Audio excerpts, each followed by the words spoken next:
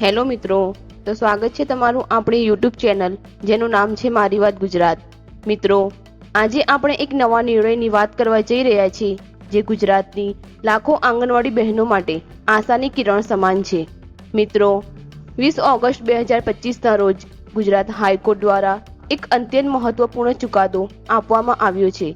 યાદ કરો, 2024ની ઓક્ટોબરમાં સિંગલ બેન્ચે કહ્યું હતું કે આંગણવાડી બહેનોને રાજ્ય સરકારના કર્મચારી જાહેર કરવા જોઈએ, તેમને લઘુત્તમ વેતન આપવું જોઈએ અને અન્ય લાભો પણ આપવા જોઈએ, જેથી સરકારે ચુકાદો પડકારવા ડબલ બેન્ચમાં ગઈ હતી, પરંતુ ડબલ બેન્ચે બહેનોના પક્ષમાં જ મજબૂત ચુકાદો આપ્યો।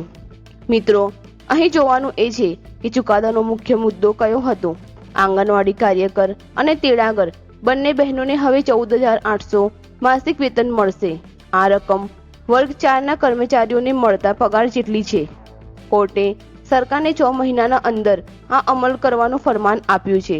મિત્રો, આ ચુકાદો બહેનો માટે બહુ મોટું હથિયાર છે, પરંતુ પ્રશ્ન એ છે કે સરકાર હજુ સુધી ચૂપ શા માટે છે।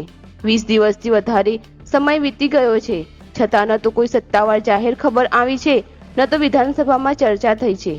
ગત ચોમાસા સત્રમાં પણ આ મુદ્દાને અવગણવામાં આવ્યો હતો। વિપક્ષે અવાજ ઉઠાવ્યો, પણ સરકારે ચર્ચા ટાળી દીધી। આ મૌન હવે બહેનોને સ્વીકાર્ય નથી। પરિણામે અનેક જિલ્લાઓમાં બહેનો રસ્તા પર ઉતરી ગઈ છે।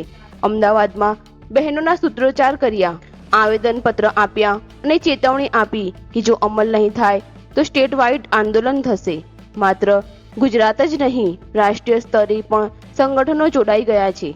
All India federation of anganwadi workers and હેલ્પર્સને સ્પષ્ટ કહ્યું છે, બહેનોને કાયમી કરવી પડશે, લઘુત્તમ વેતન અમલમાં મૂકવું પડશે, બાળકોના પોષણ ખર્ચમાં વધારો કરવો જ પડશે।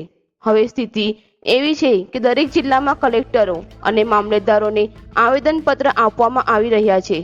બહેનોએ સ્પષ્ટ કહી દીધું છે કે જો સરકાર આગામી 6 મહિનામાં પગલાં નહીં ભરે તો આંદોલન વધુ કડક બનશે।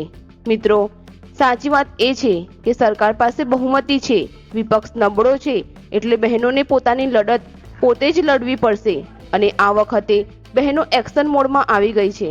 હવે પ્રશ્ન એ છે કે શું સરકાર દિવાળી પહેલા વેતન વધારવાની જાહેરાત કરશે કે પછી બહેનોને ફરીથી ગાંધી ચિંધ્યા માર્ગે આંદોલન કરવું પડશે।